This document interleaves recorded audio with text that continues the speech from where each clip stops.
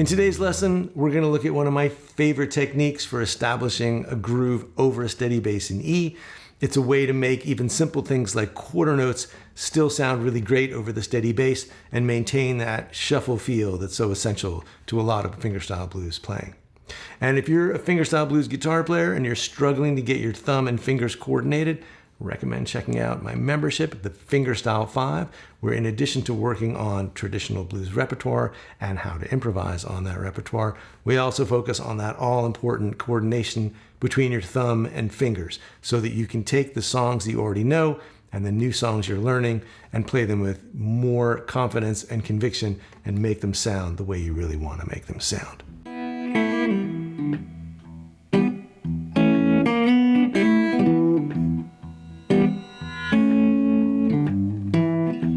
So here's the idea. If you're playing a steady bass, you're playing on the downbeats. You're playing on 1, 2, 3, 4. 1, 2, 3, 4. Now, if you're playing eighth notes on top,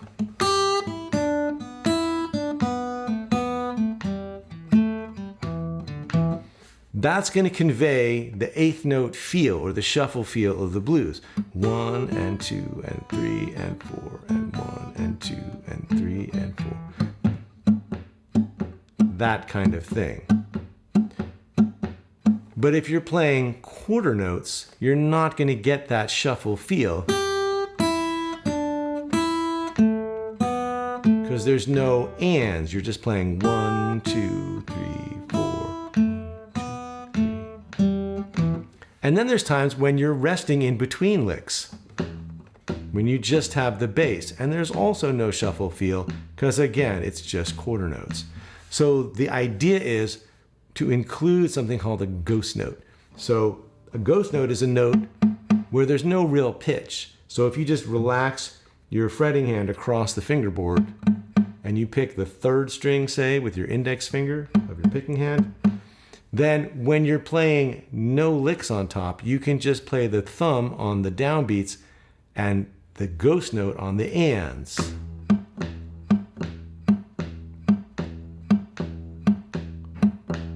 So first problem solved. When we're just playing the bass and we're leaving some space, still get the shuffle feel.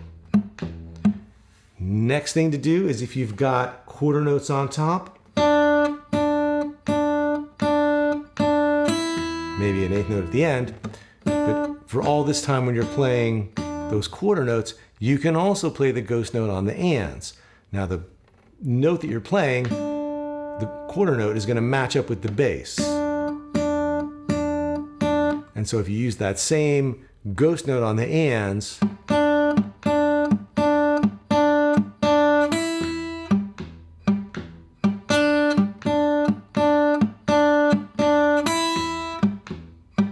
now you've got something filling in the pulse. And I tend to think of these ghost notes as being on the and before the downbeat, like and 1, and 2, and 3, and 4. So and 1, and 2, and 3, and 4. And now when you do have eighth notes, you don't really need the ghost notes because the eighth notes are carrying that shuffle feel, which means you've got 3 levels basically. Nothing on top, quarter notes on top,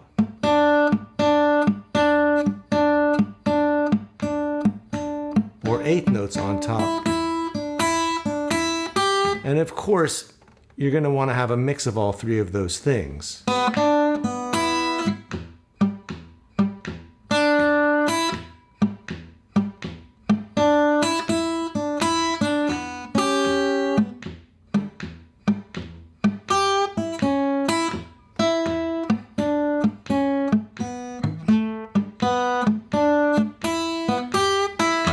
But this way, you're always carrying the pulse along with a combination of downbeats and offbeats. So that's the idea.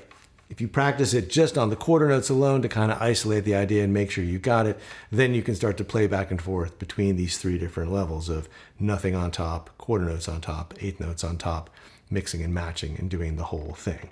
And if you'd like to take a deeper dive into all this kind of right hand coordination work and apply it to playing and improvising on traditional blues tunes, check out my membership, the Fingerstyle 5, at the link below to learn more and sign up. And of course, if you've got a question or a comment about today's lesson, please leave it for me down below. I would love to hear from you.